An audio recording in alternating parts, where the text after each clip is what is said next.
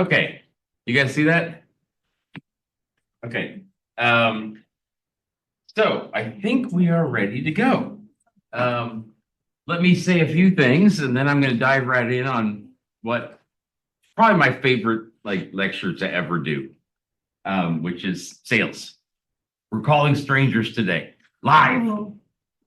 Not you, me. You just get to listen. You got to be quiet too, because they don't realize there's a big old class listening. But I want you guys to understand that strangers don't bite on the phone. You know, it's really quite possible to get through conversations. Okay, so we're going to do several different types of sales outreach today.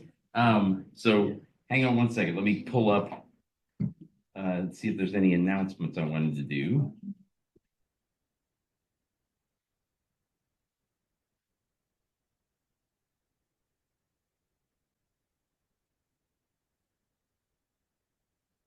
No, I think that's about it. So I'm going to dive right in because there's 1, 2, 3, 4, 5 different types of sales outreach that I wanted to show you guys today. And the first one is with a warm lead, which is someone that you already know, but you're trying to achieve something new, okay, with someone that you already know. And I let Georgia know that I'm calling beforehand because otherwise it's hard to plan these things in advance, okay? So let me show you here a couple of things that we're going to come back to as soon as I get done calling Georgia, okay? So sales is really more like, how many people in here like calling strangers on the phone? All right, me too, me too. Not very many, but for those of you who don't, you might be surprised that it's not quite what you think it is. You know, most people think sales is about like talking a lot and being charming. And what do you say? Not at all. It's about listening, right? Yes. So, Listening, go ahead. Building rapport, gaining trust, understanding the problems that they have to find the correct solution. Yeah, sales is really about solving problems. If you're not solving someone else's problem, then there's no reason you should be bothering them on the phone or on email or anything else. Unfortunately, there's a lot of hacks out there in the sales world, and they give sales a bad name. Plus, the word sales, like, is only one side of the equation. Like, it's important for the company to sell stuff to make revenue and make a profit and survive. But from the customer's point of view, the customer doesn't give a damn if you make money or not. The customer has a problem and they want it solved. So honestly, a better title would be like problem solver, you know, rather than salesperson, problem solver. But the point I want to make here before calling Georgia, because I told her I'd call shortly after 7, is you gotta take meticulous notes. The tortoise wins in sales, not the hare. You gotta take extremely meticulous notes. So one of the things I'm going to walk you through today is a system that I put together. There's lots of different sales, customer relationship management software systems in the world. There's Salesforce. One of these days, I actually have to play around with Salesforce and start migrating towards there. Right now, I use a combination of a Google Sheet and a Google Doc. Okay, so this Google Sheet is actually the sales pipeline for my girlfriend's business. This is the actual like sales pipeline with, like, you can see here each of the follow-up date for each person, like their name. There's a couple of these that are out of date. Their name. Oh, look at that. I like deleted that name by accident. Okay. There's some stages here, which I'll explain later. There's some notes about the next step to be taken. There's some notes about how much time have I invested up until now. And there's a link right here, which goes to a Google Doc. No, I don't want it. God damn it. AI is awesome, but stop like messing in my business until I ask you to. Okay, so here's a Google Doc, and let's go back here. That's Jeff Collins, for example. So if we go in here and just Control F, Jeff Collins. You can see here, every single time I've had a conversation with Jeff, I took very careful notes. Date, my initials, so that if more than one person is talking, you know who said what when. And you can see this is not just like, okay, check, called. This is meticulous notes about everything I said and everything he said. Because those notes are what's going to help you to solve problems for that customer over time. Okay, so we are going to just create a new tab here. Just for class today. Management 3450. And I'm going to make it a very simplified version. We're just going to put, oh,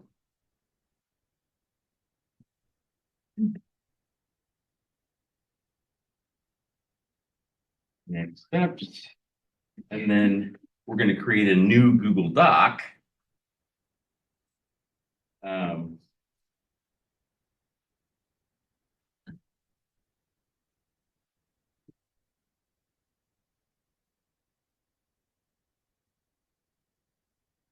That management 3450. And we're going to put the link to this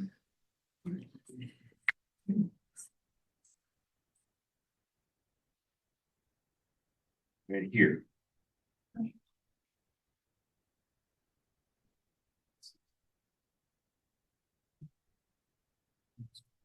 Okay.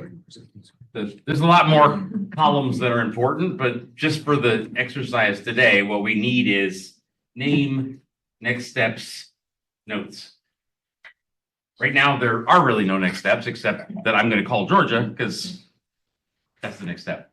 After talking with her, I'll write some new notes about what next steps are. So let me let her know that I'm calling here.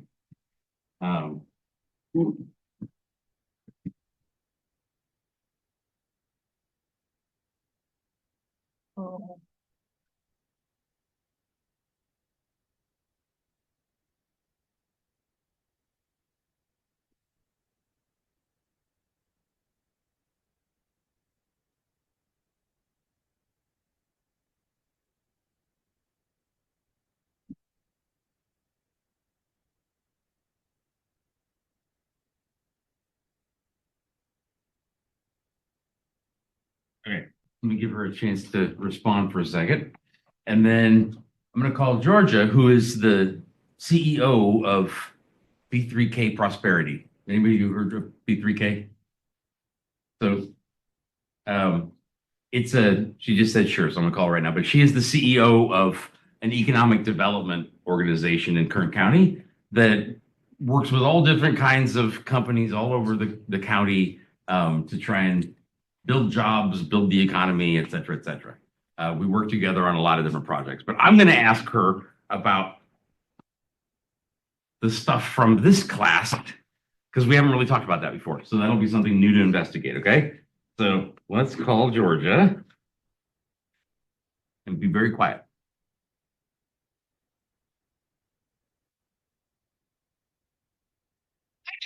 Hey, can you hear me? Awesome. Thank you so much for being my guinea pig for tonight. Enjoying it. Cool. So you know the classes here. So the one time you can be like not silent is so that we can hear Georgia is right now. So you guys can say hi. Hi. Yes. You're no problem. So like I told you a little bit before, this is my lecture on sales outreach and networking. And one of the things that I'm teaching the students about is reaching out to a warm lead. So it's somebody I already know. You're not a stranger, but I'm trying to achieve something new that we haven't talked about before. So what I actually wanted to go into just in 5 minutes tonight, and then I'll let you go with your evening, is the stuff that I teach the students about and where we could find small businesses around the county or additional like internship opportunities or wherever opportunities to place the labor that I'm creating here that you don't know about yet. Make sense? Yep. So we are in the second week of 4 weeks in which I trained them on 10 different skill sets. So we did web development last week. Very basic. It's not, heavy HTML coding. It's using Wix, but it's, developing a competent website. We did patent, trademark, and copyright registrations.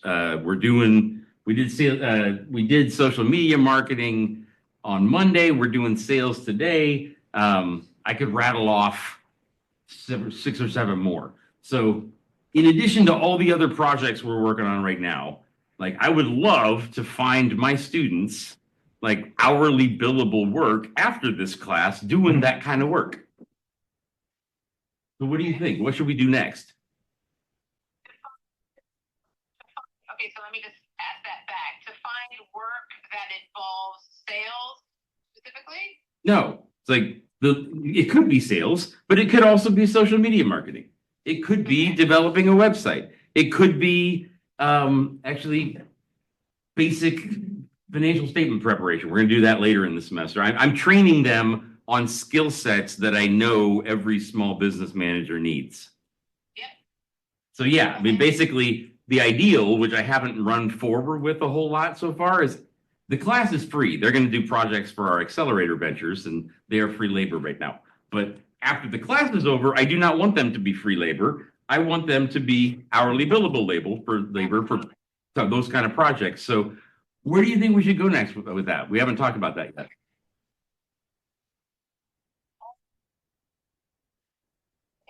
Interns that definitely should be paid. Your labor, you're contributing to the organization, to the company, you deserve to be paid. So just keep that in mind. That's a priority number one. Number two, so I'm going to assume we're going to be talking about for-profit, even nonprofit, small business entities or small organizations. Like myself, I am the CEO of an organization. I'm a staff of one, and I have a series of contractors. So my time is very, very limited. I get swamped incredibly with emails and XYZ, right? And I'm an economic development organization. Now imagine if I'm running a business. So my priority is out there selling, finding clients, making connections. So the CEO or the owner of the company may be one of the hardest to get access to. And if they're small, that means they don't have a lot of staff. They don't have a lot of people. They may have, although the Small Business Association of the United States defines small businesses under 500, but I'm going to assume we're talking about a very small, maybe 10 employee company, 20 employee company. I think that's a good assumption. Yeah. So a couple things to think about. One way you can definitely reach any entity is, of course, through LinkedIn. You should have a very professional and strong LinkedIn page that highlights who you are. You can, one thing I would recommend is go on LinkedIn and see some examples that you may like of people that have very strong, very professional, very well-connected LinkedIn pages that you can use as a guide. The internet is full of recommendations on how to do an appropriate LinkedIn page. LinkedIn is for a professional environment. It's not Facebook. You don't go on there talking about the vacation you just took, XYZ. You may see that on LinkedIn. I'm going to highly recommend you avoid that. You keep it as professional as possible because the people who want to find you on LinkedIn may be your future employer. So at all times, you want to present yourself professional. Very important for that. The other thing is, through things like LinkedIn or through an email, you can communicate directly with either the owner of a company or a key employee of a company, but you should do your homework first. You should find out who they are, what they do, where are the potential gaps, and sell yourself, right? Keep it brief. Hi, this is who I am. I checked out your information. I'd love to be a part of your company. Here are ways that I think I could assist to expand what you're doing.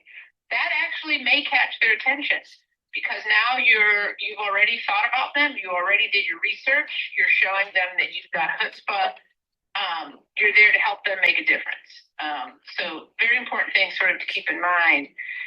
If you can find yourself attending trade association events, chamber events, business association events, I do think some of them, and Jeremy would know better, your professor. Sorry, Jeremy. That's okay. I am quite happy going by Jeremy. Go ahead. He may know, because a lot of times, even though chamber and business associations may charge, and you have to be a member, you're a student, you're CSUB, you're an important stakeholder partner in the Kern County community region. There may be places where you can get access to an event as a partnership. Maybe Jeremy could think about how he can get his students into a series of events during the semester, talk to the organization, aka B3K, to get you all access, right? And that's where you get an opportunity to do really a pitch. And I think the last thing I'm going to say is who you are is a package. Just keep that in mind. Everything, what you say, what you wear, what you present to people, what you do on social media, what you do in email, it's all a package. You are your own brand. And so you want to be very strategic and think about that. You're unique and you should sell your uniqueness, and you should make sure people see that. And one thing that I have found in this town, which I really appreciate, is people really value the authentic. The more authentic you are, I believe the more easier access you're going to make to a company, an entity, or an organization. So keep that in mind. But just remember, your brand, you also have a brand, and it's a package deal. So, all aspects of how you network and how you present yourself, whether it's digital, in person, is things that a future employer is going to pay attention to. I don't know if I'm giving you the answers there, Jeremy. No, you are. I want to take it in a slightly different direction for 1 second, and then I'm going to let you go because I want to do some cold calls for them as well. And I also want to show them how important all the legwork and follow-up is to send emails and texts and so forth afterwards. So, yes, they can all go out and market themselves in those ways. LinkedIn, going to network at chamber meetings or trade associations. As a cooperation between CSUB, or for that matter, between my not-for-profit that I have, that I do workforce development for the students after they graduate, and B3K, what kind of structure or system could we set up so that, like, we are selling student labor, like kind of like a temp service, just mark it up, we pay them 20 and bill them at 25 or 30, rather than them just doing it themselves. Well, there's a couple things. Obviously, Jeremy, you have a lot of contacts in your Rolodex, so to speak, the digital Rolodex, and an email from you, even opening the opportunity and saying, we at CSUB are creating a paid internship program. We have several students that we'd be excited to place. Here are the skill sets that they're going to bring. And as easy as you can make it for that transition for the company, it would be good for them to know that, the student is not there just to shadow. They're actually there to help implement on a variety of different means and ways. One thing small business owners always love to have is a new generation approach on digital marketing and social media. That's a big plus. Mm-hmm.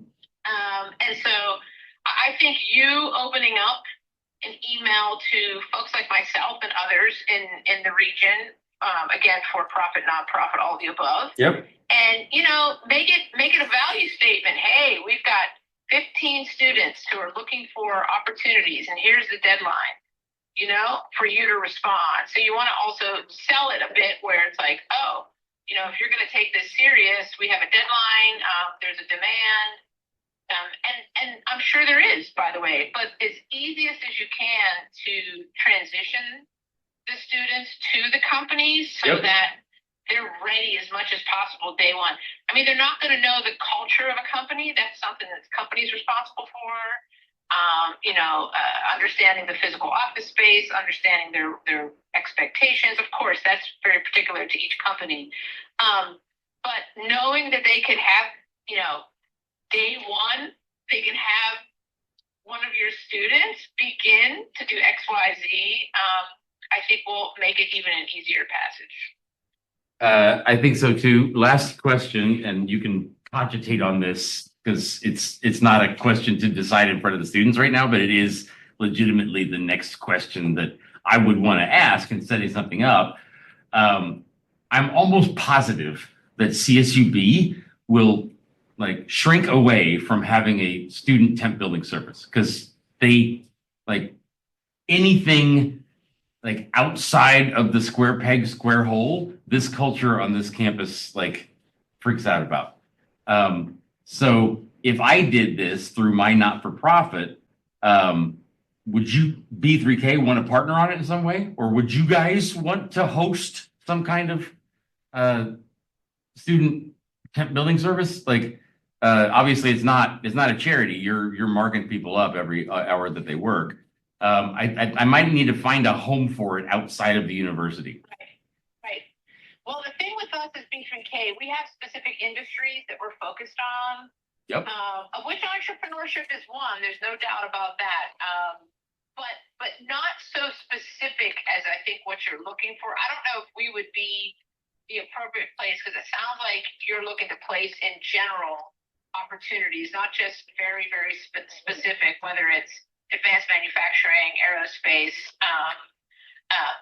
because we have areas that we're very focused on. However, we're also very focused on connecting talent to the pipeline talent to entities, but to not limit the companies that your students could potentially connect with. Mm-hmm. I'm wondering if maybe a chamber, I'm not going to speak for any of them, Mm-hmm. but some of the chambers might be a great place to maybe house this. I would even say even KEDC, Richard Chapman's organization, Yep. which is another really strong economic development organization. And, they've got hundreds of members. And so that way there would be doors opening to multiple types of business entities, not just entities limited to our industry. Jeremy, we love you. And any way we can partner with you as B3K, absolutely. So count us in. Cool. But what I'm suggesting is not to limit the industry opportunities. Maybe one of the other organizations I mentioned could be good as well. No, I agree. It's funny, like just having a conversation like this and asking, like, where do I house this? I know all those organizations too, and it didn't even occur to me because, they.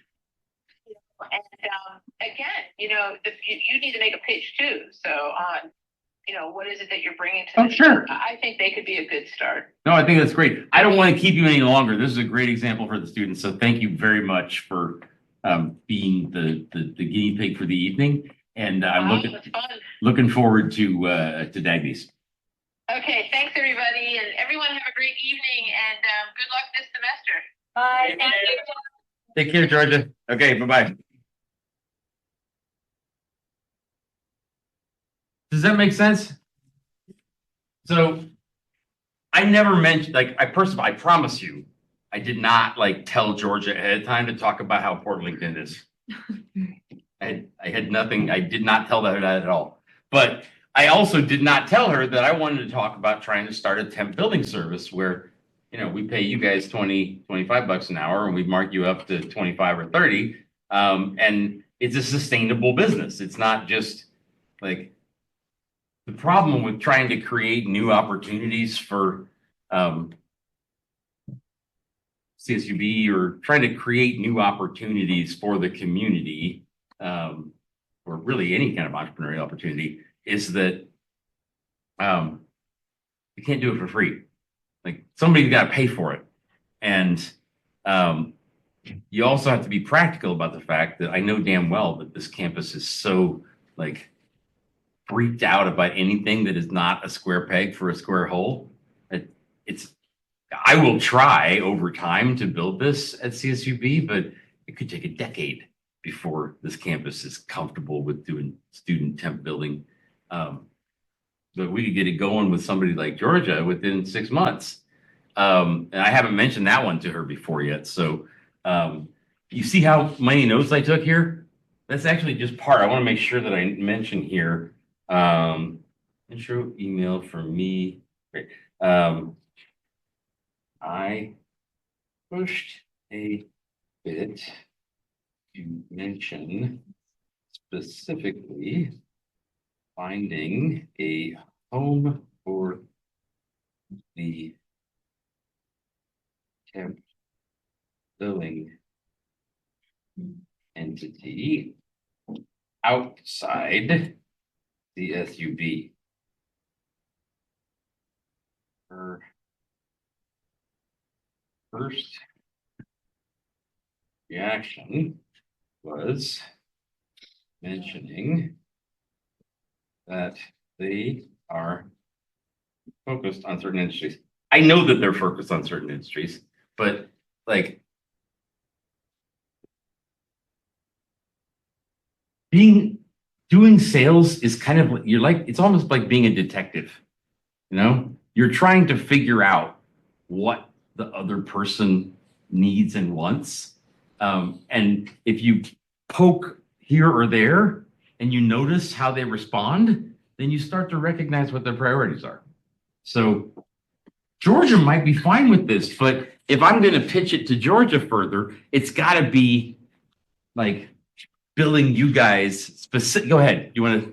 Yeah, because if it would have been like a Q&A part of it, so if I jumped on it, because I jumped on her site and I would have just came with it though, like you're said you're committed to seeing disadvantaged communities have access to opportunities and participate in the growth of the region. Because you talking about certain industries like aerospace and all of that. A lot of people in disadvantaged community are their first opportunities that are not going to be in those situations. So this will be a good start for your deep prosperity plans that you're saying though to help different people in different industries that you're not really working with. Yep. Yeah. I bet you if you had mentioned that, Georgia would have been defensive. Yeah, but because it's an Achilles heel that she has that she probably hasn't even noticed yet, you know, or if she has noticed it, like the fact is that the aerospace, the advanced manufacturing companies, the energy companies, they're the ones that pay big money. The helping disadvantaged community members doesn't pay. It's the right thing to do, but the money is coming from those specific industries. Yeah, no, I was just reading. You know, and so I think personally, I agree with you. I would have gone back and thought about. I would have done my homework later, but I would have gone back and said, look, like I would have let everything percolate for a week or so. You know, don't push somebody too fast. But I'd probably go back and say, you know, like when I described this the last time, first time you ever heard of it, and you're in front of the class, it's a little bit awkward. But, you know, seriously, we could do different versions of this program. And one of them could be specifically taking disadvantaged members of the community and making a pipeline to the oil sector, no pun intended. You know, and it's not turning everybody into geologists, because honestly, that's not what you guys want to be. And it's not necessarily needed as much as it used to be in the oil sector. It's helping you guys to connect with energy sector companies to build websites for them, but packaging you so that it's energy, it's a package. Like we have students who are at the beginning of their careers, many of whom are disadvantaged because we have a low income area that we draw from. We are specifically helping them with a program that places them in business oriented temporary work in the energy sector. And we'll polish it up a little bit. And I bet Georgia would like that, you know? So a lot of this is just taking notes so you can go back and think about, okay, like, where's the next opportunity to move this forward so that I get what I want, which is establishing a way to like have all you guys paid by somebody other than me. And I used to kind of do this on the side, just doing the temp, like basically without billing someone else, just temp paying you. And I can't sustain that, you know, like I can't just keep taking money out of my wallet to do that. The thing that makes it sustainable is starting to bring up with people, hey, like I need you to pay for the student's labor. They can do it for free as a class project, but as soon as they're out of the class project, the whole point is generating their ability to make revenue, you know? And so just bringing it up and seeing how the reaction is, and then thinking about it some more, and then coming back. This is what I meant by warm leads.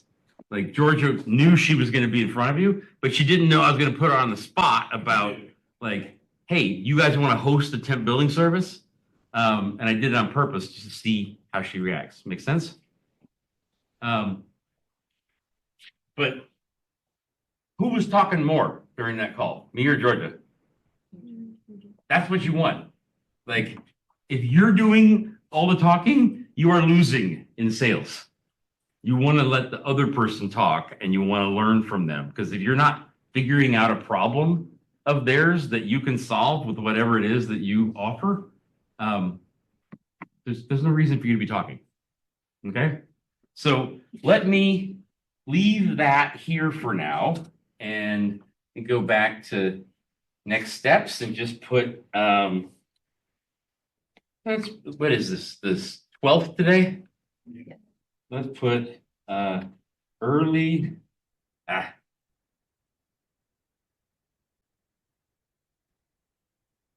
March up about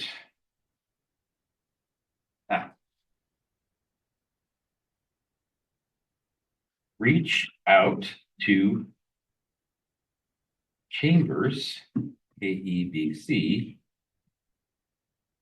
then call back early March, report progress, follow up about packaging, temp service, specifically for aerospace sector. Okay, so this is just a reminder to myself. So also, she made other referrals. It might be the best idea to just call the chamber and work with them. That's another useful value of a sales call, is getting a referral to somebody else. So since she said I should do that, you want to be respectful of what people said. So I'm going to do what she said, and I'm going to call and see what happens there. And then when I call her back, I'm going to show her that I did my homework and then bring up the next step. So those are what I need to do next. This is my little tracking system. Done. One touch. So I'm probably going to get to, I'm going to do one cold call at least. And I'm going to show you guys a couple of examples of email, text, and like direct DM, like direct messaging on LinkedIn and stuff, follow up. And then we'll probably call it a day. But before I do the cold call, like the number 10 is like, I'm superstitious about the number 10 when it comes to sales. Like if you reach out, you know what I mean? You reach out to 10 potential customers. Yeah, at least one or two of them are going to be interested. But if you just call one or two, they might just not be a fit, neither of them. So whenever you start out, like I am going to report back to you guys with 10 leads that I reached out to. Okay. And later this semester, I'll let you know how they developed. So Georgia's the first one. We're going to make a cold call as the second one. I'm going to show you some examples of text, email, DM follow-up. That brings us up to 5. And then I may make a few more cold calls. I may make another warm lead. I may send a few more texts and DMs, but I'll get this list up to 10, and then we'll revisit it later this semester, and we'll see how it developed. Make sense? Okay, so cold calls, the scariest part for everybody. Like I know Georgia. That's not that hard. Let's call a complete stranger at 7:30 at night.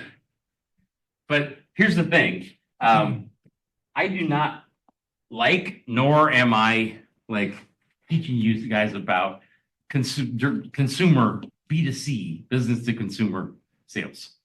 Like, I have never sold to consumers in my life. The last thing I want to do is call an individual person in their house at night and bother them. Like that, there's so many companies that go direct to consumer through direct sales, and it's annoying as shit. We're calling businesses. Like whenever I do cold calls, I'm always focused on businesses. It's not impossible to do cold calls with individual people, but I personally think the only time that works is with really high net worth individuals, when you're introducing and building a relationship with someone first, and you're targeting an eventual interaction that's very high dollar amount. Then it's worth it to actually like start to get to know somebody. But if you're trying to sell something that basically is a couple $100, even a couple $1,000, don't bother people at home. Like it doesn't work. It works with businesses. It does not work with individual humans. But if you're like, for example, you have to have some kind of networking excuse usually to call a strange person rather than a business. Business is fine because it's sort of an accepted practice that other businesses reach out to other businesses. But usually if I'm reaching out to a complete strange consumer about really something high, like Emily and I, for example, we're trying to sell really high-end interior decor. Okay, so like we're talking $50,000 solid silver sculptures for the wall. If somebody's going to buy a $50,000 solid sculpture from the wall, like silver from imported from Italy, they're going to want to talk about it for a while before spending $50,000. But as I think through it right now, I still wouldn't call it complete stranger. I would find that stranger through a referral, or I would find that stranger by hanging out somewhere in person where rich people hang out. You know, like go to Stockdale Country Club and just hang around for the afternoon in the restaurant and the bar, meeting people as they come in from their rounds of golf. Yes. So would you say that lead generation in regards to like residential homes, like if you're trying to speak sales to people, is not that great? I think it's awful. I mean, there's a lot of companies that do it, and you can make money. You can totally make money going door to door and selling solar, for example, or selling home warranties, selling ADT. Honestly, my ADT salesman knocked on my door. And that guy was so freaking charming and so persistent in a non-intrusive way. I got an ADT system, even though I knew damn well I don't need it, just because I liked him. So it is possible, but like that's a $60 a month subscription for a year, maybe 2 until I get sick of it and cancel. So that's maybe $1,200 total revenue over 2 years. He probably got at a 20% commission, $250 out of that. So go ahead. Would you be more open, let's say now that he made that rapport with you, for him to call you back as a warm call in case it's for like a different? Oh, totally. Totally. But he would have to do the introduction right. Like he would have to be very delicate. Like, okay, the original way we met each other is because of ADT. But like, I'm not just an ADT salesman. I'm doing a lot of other things. And here's a really big one that I'm doing. And I wanted to talk to you about it. you know, that would work. But I'm not gonna knock on somebody's door and say, do you want to buy a $50,000 sculpture? Doesn't work that way. Make sense? But if I had, like, maybe I'm doing political canvassing, you know, for the next, it's a little, the timing is bad, but let's say it's a year from now, a year and a half from now, and I'm doing canvassing to help support one of the city council candidates. Hell, maybe I'm running for city council. Like, that's a valid reason to knock on somebody's door. It's just sort of an accepted thing in our society. Like, sometimes political candidates have their teams knock on people's doors. So that would work. That'd be a legitimate excuse to knock on people's doors. And then once you've developed a bit of a relationship with them, you can call back like a couple months later in a completely different context and say, hey, I was originally doing canvassing for the campaign, but it's a good opportunity. It's a good networking opportunity for me. So I have something else that I work on, and I wanted to call and see if I could talk to you about it. Make sense? Yeah. So I want to get to business cold calls to show you how to do it, because we have an amazing tool at CSUB that allows you to find pretty much any business, kind of business in the world, a big long list of them. Okay. So I'm probably going to land in voicemail. I'm going to call an office at 7:30 at night. I'm probably going to land in voicemail. Your guys' generation, like, it bugs the shit out of me that you don't use voicemail. Like, if you take the time to make a phone call, if I take the time to make a phone call to you and I miss you, like, I already invested the freaking time to call, I'm going to leave a message. I don't want to have to call you back and say what I already wanted to say right now. And if you're going to waste the time to call a business, you got to get something out of it. You can't just call and hang up if you land in voicemail. You leave a nice, polite voicemail, and it's like tending a garden.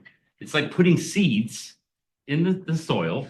It's going to look the exact same tomorrow as it did today, but over time, some of those voicemails, they grow into plants, and every single one of them is important. Every single one of them is a touch, which I don't know, sounds kind of dirty, but every time you touch a customer, whether it's a voicemail, whether it's an email, whether it's a text or a DM, or it's an actual live call where you talk with them, if you go by and physically visit them, that's a touch.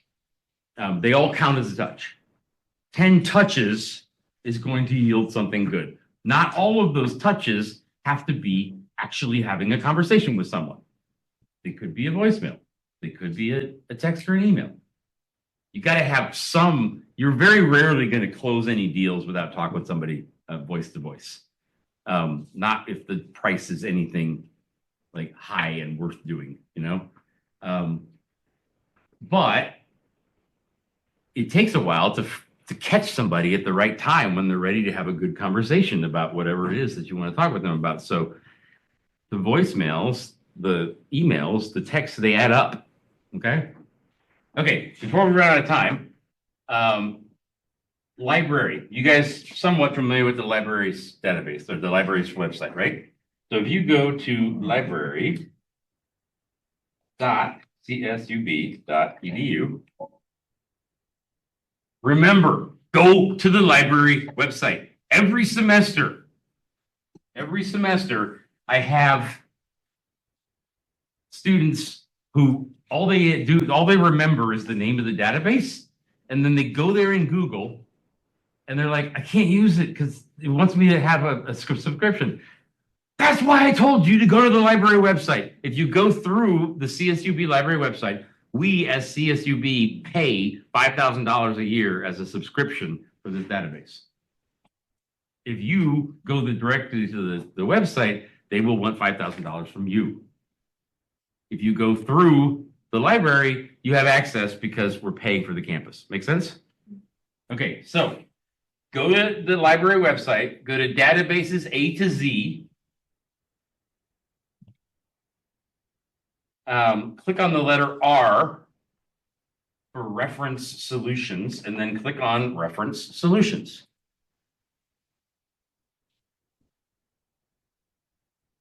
you will land on a site like this. Just close that black window and click on US businesses.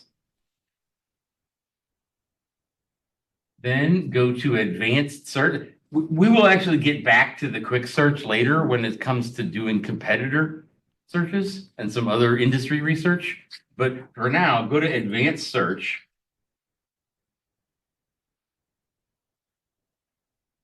And then you can see here, you can search by, for example, keyword SIC and ACIS. So if I wanted to call all the farming companies in Kern County, because I'm a little light on ag contacts right now.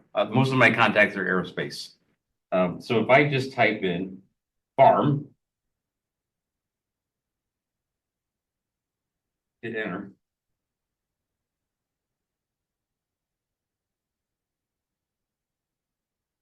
Farm animal hoof trimming. That's pretty narrow. I don't really want that. Farm tires, these are all like services to farms. Maybe interesting later, but I want farmers right now. So let's just pick farms, period. And then let's click on county. And we'll scroll down and select. Oh, that's select California first. So you got to select the state and then Kern County. And then you hit view results. There are 171 farms listed here in Kern County. So A&A farms, A&W, AT, etc., all the way down to the letter Z. If you click on one of these, you can see here they get the name of the executive. Usually it's the owner or the like president or whatever. Some basic, you got phone number information for some of them. Let's look here at autonomy farms. Like I would call Areola Farm Labor, but I actually don't want to talk to the labor source so much right now. I want to talk to the actual farm. So what's that?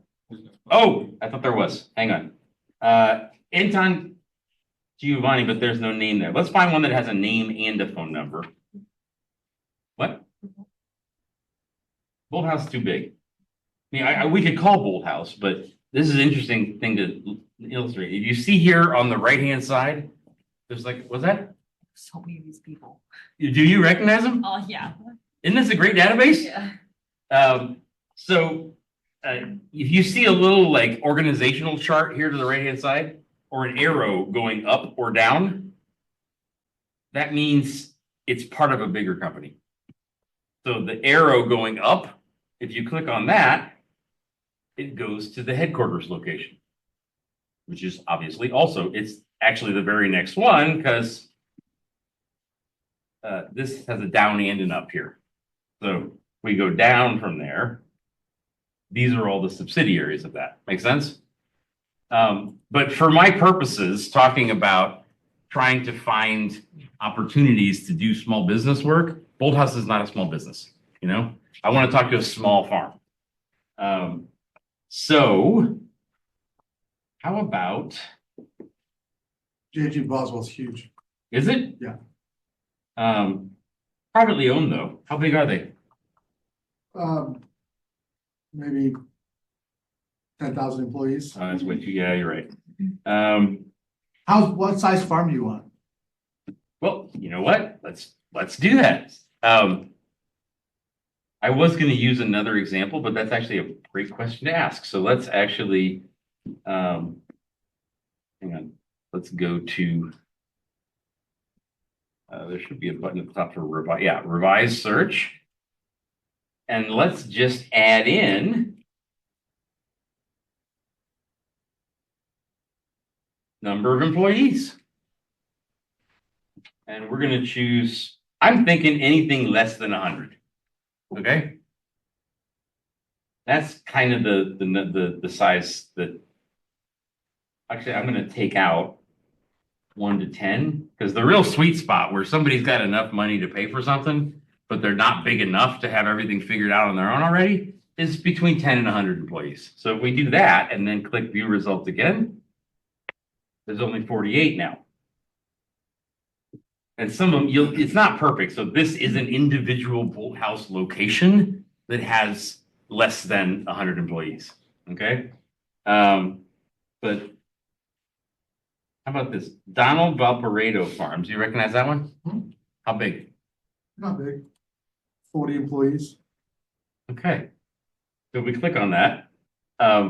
Website, phone number, the industries that they're in. This is why this came up, because they're listed with this code right here.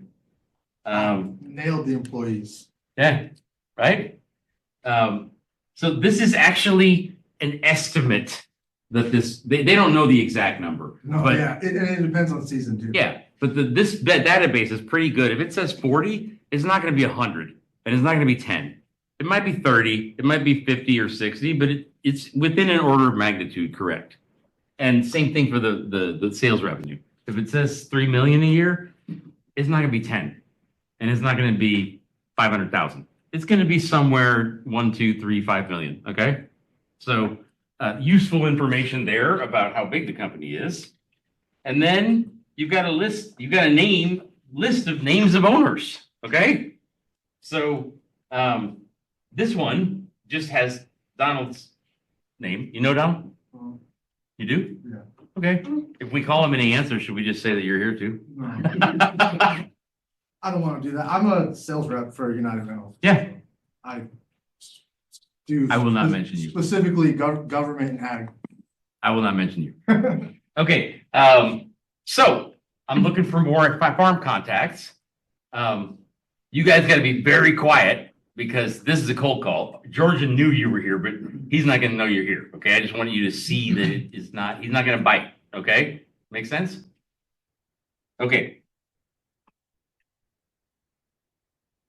I'll probably end up landing in voicemail, but this is a small, like 40-person farm. That might be Donald's home phone number. It might be his cell number. Like he might actually answer it this time because it's not that big of a company. Okay. So let's give it a shot.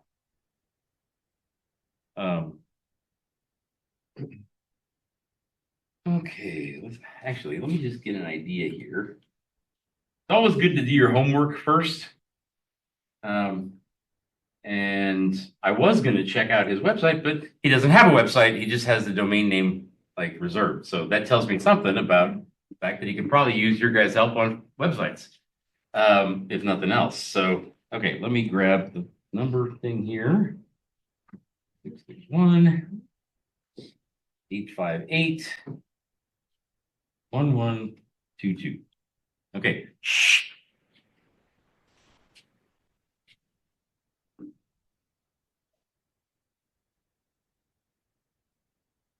Okay.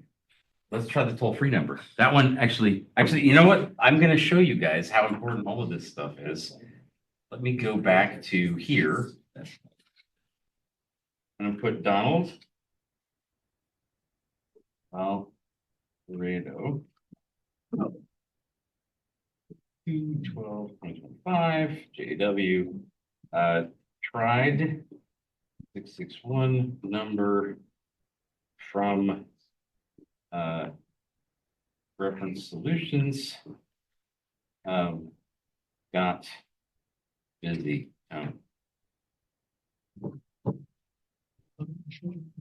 Now try that 800 number.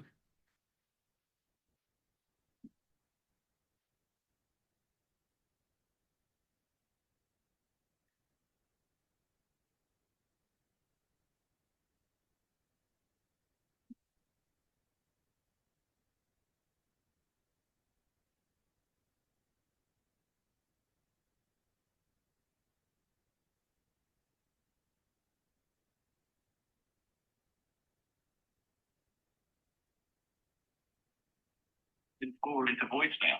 The person you're trying to reach is not available. At the tone, please record your message. When you have finished recording, you may hang up. Hi, I was trying to call Donald Valparaiso Farms. I hope I called the right number. this is Jeremy Woods. I run the entrepreneurship program at Cal State Bakersfield. And I do not know very many like independent farms around the area here. And that is a really important kind of company to know. So I take time during the evening sometimes and use a database that I have access to try and reach out to new companies. So if you have time, somebody to call me back, I would love to talk about cooperation between the CSUB entrepreneurship program and your farm or anybody else's farms that you guys know that would like to work together. So again, my name is Jeremy Woods. I'm a professor at CSUB. I run the Center for Entrepreneurship and Innovation, and my cell phone number, easiest way to reach me, 213 area code 400-0829. Thanks a lot. Hope to hear from somebody. Okay? Like, was that annoying? No. Like, honestly, a lot of times people are like, that was refreshing. Like somebody just didn't click and hang up. And they didn't like read some script. And it wasn't it wasn't a robot call. So, you know, like you leave 5 of those, maybe all 5 don't get returned. Maybe 4 don't get returned. But if you leave 10, somebody's gonna call you back almost every time. So let me go in here to my little notes and then called 877 number landed in voicemail. Standard reading, not auto attendant. LVM. LVM is like what left voicemail. Whenever you can do shorthand, you got to call a lot of people. So the faster you can type, the better. But you want to make sure to be thorough. So left voicemail, introing that. No, not introing. Introing that I'm Woods, Director of CEI. Don't have a lot of ag sector contacts. Sometimes make calls in evenings to. Ha! Look at that. Sometimes make calls in evenings to using database I have to reach out to new potential partners. Left cell number. That's about it. So I'm just going to make a comment a little bit about why I wrote some of these things down. So tried 66 number, got busy tone. So a busy tone can either be that somebody's on the other line, which is almost never the case anymore these days, or it's that a phone number is disconnected. So if the phone number in here is disconnected, it was probably like a cell at one point that like got canceled and like the guy has a new sound now. Usually if you call like 100 person or a 500 person company, you're not going to get a boop, boop, boop. So if that happens, it probably means that it's a relatively small operation because the owner's cell is actually in there and he probably changed cells. So I write that down because it's important to remember that like that's the magnitude of organization we're talking about. And then another thing, standard greeting, not auto attendant. I think that's probably the 877 number probably goes into an automatic voicemail that's connected to his cell phone or connected to a work number. But it's not like I didn't get like a fancy auto attendant saying, thank you for calling Valparaiso Farms. If you would like to talk to accounting, press 1. If you would, like it was just, there's nobody available right now. That tells me something about the size of the company as well. And then I went ahead and left the rest and wrote the rest down. So if we go back here and put down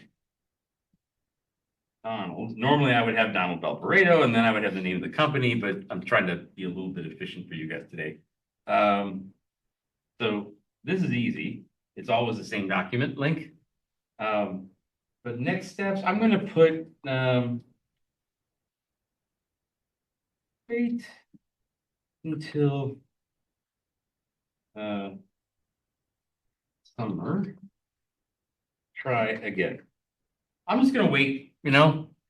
I got so many other people I could talk to, and I don't want to pester him. So if he calls back, cool. If he doesn't, I'll try again in the summer. And if you're polite like that every time, like, I might. Wait. Nah, I'll do some. If I would actually, I was thinking about doing like a month or two, because if you wait too long, people forget that you ever called. But if you just leave a voice message and then move on with the rest of what you're doing and come back to it in a couple of weeks or a month or even 2 months later, and you're polite again, like it adds up, you know? Eventually, you leave enough polite messages, and to go to the last part, if I go back into Canvas here, actually I never did open Canvas before.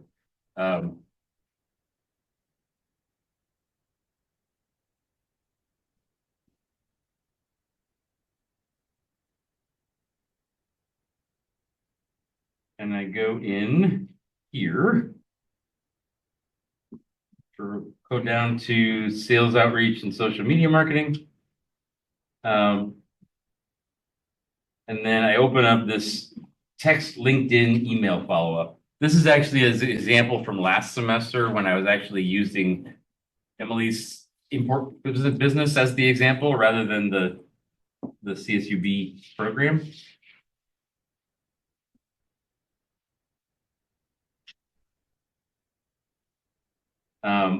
So let me zoom that in a little bit. You guys see that? So this is my cousin Luke. Like I talked with him and his wife, 6-9 months ago, about he's an architect, and I was talking about, hey, you're an architect. Like, how do we get our $50,000 sculptures into big rich people's offices or houses? And this is actually even before this is.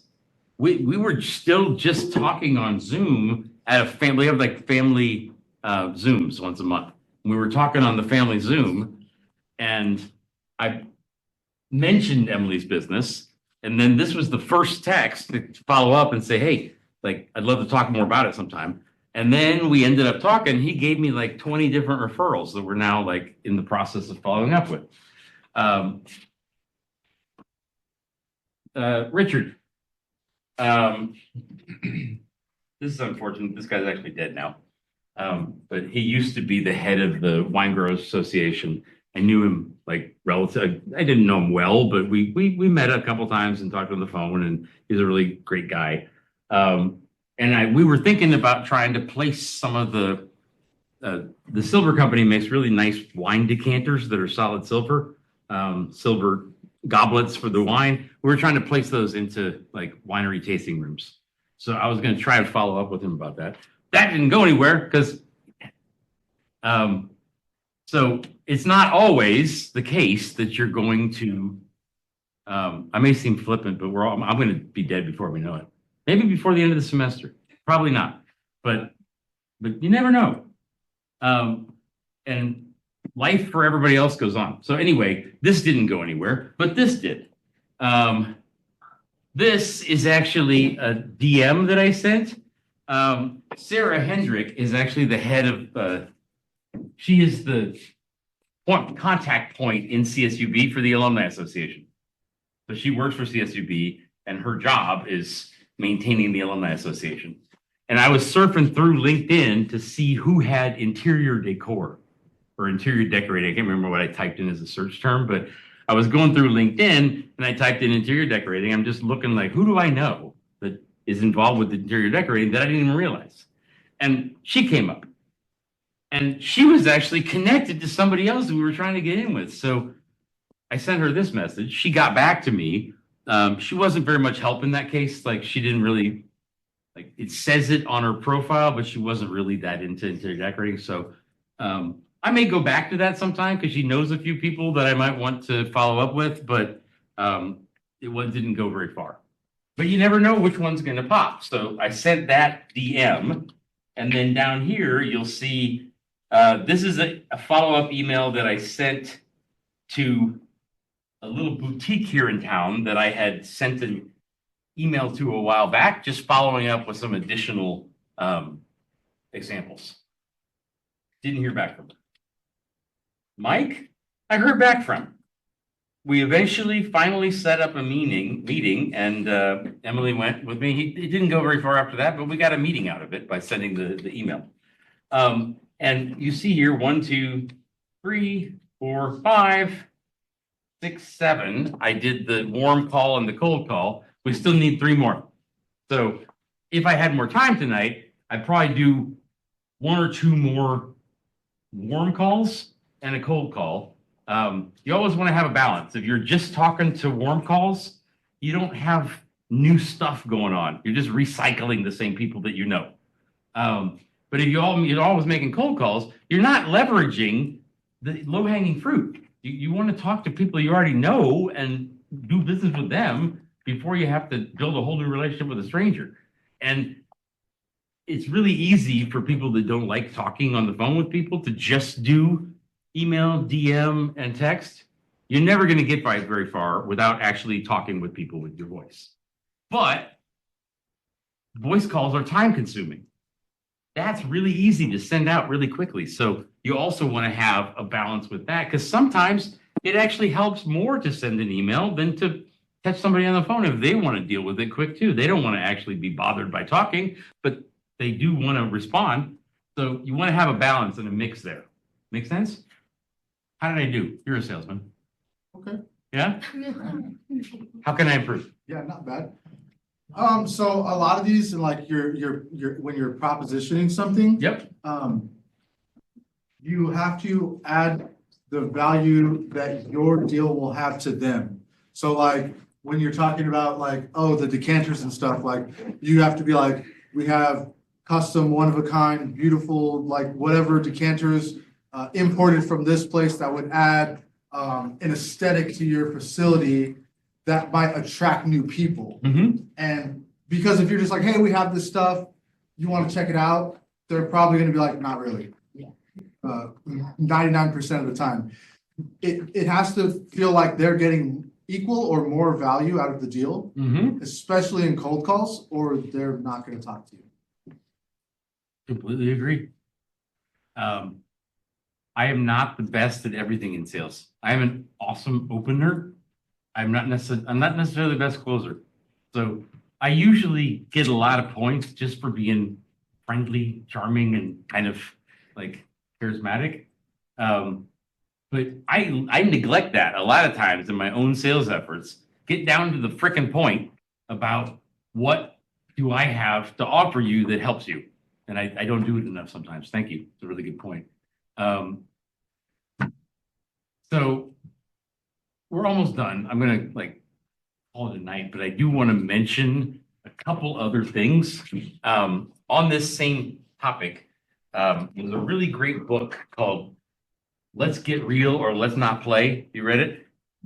It's by an author named Mahan Khalsa, basically saying the exact same thing. It's a book on sales that says, if you are not solving a problem for the client, don't waste their time and don't waste your time. You know, it's let's get real or let's not play. And there's another wonderful author named Neil Rackham. You familiar with spin selling? Yeah. Yeah. So the last thing I'll mention, and then I'll let you guys go. If we go back and look at my notes here, you'll see RONEOP. There's different stages. Really cool thing about spin selling, and I think it's very useful way of looking at customers. There's stages of the buying process. So SPIN actually stands for situation, problem, implication, needs, payoff. And the same author wrote another book called Major Account Sales Strategy. You read that one too? a good one. Same author. Also, you would love Salesforce. I'm sure I would. This is like kind of Salesforce, but clunky. Yeah, I know. I am a very like OCD set in my ways dude. And I won't want to have to stop for 48 hours to transfer how I'm doing things. But I agree. It's a terribly clunky way to do it. And I one of these days, I'm going to just carve out some time and migrate to Salesforce. Yeah, and because it has all the different settings and options, so like you wouldn't have to write any of the extra information because it has like location, whether it's a customer or not, warm call, you can pick if it's a virtual visit, a physical visit, scheduled meeting, benchmarking, and then on the bottom, you can like track your results. Perfect. I'm just gonna to make sure that I finish the point for everybody. These are stages of the decision-making process. So a really useful way to think about customers is recognition of needs, RON. It means they don't realize they have a problem yet. Okay? EOP, evaluation of options, means they know they have a problem, but they haven't necessarily decided that you're the one that's going to solve it for them. There's a stage higher than this called resolution of concerns, ROC. And that's pretty much, they've decided they have a problem. They decided they want you to solve it, but they're not quite ready to pull the trigger yet. Maybe they're a little concerned about the price, or maybe there's some terms in the contract they're not comfortable with. And as you go through that sales process, you go from somebody who didn't even particularly want to talk to you, a stranger, up to somebody that buys something. It's whether they recognize they have a problem, and the acronym SPIN, you start by asking people questions about the situation that they are in. By asking those questions, you identify problems that exist in that situation. You help them to see the implications of those problems, and then you present what the payoff is to them. And so you were saying before about like reminding Georgia that she's trying to help disadvantaged members of the community to like get into the workforce. Like she hasn't quite even recognized yet that she's not really fulfilling that with the current activities going on with the aerospace and energy sectors. But she has to be the one to figure that out. If you tell her that, she'll be defensive. If you walk her through the situation, the problem, and the implications, then she will recognize, oh shit, I've been neglecting that. And then she's the one, the customer has to be the hero of the story in their own mind. Okay, with that, I'll let you guys go.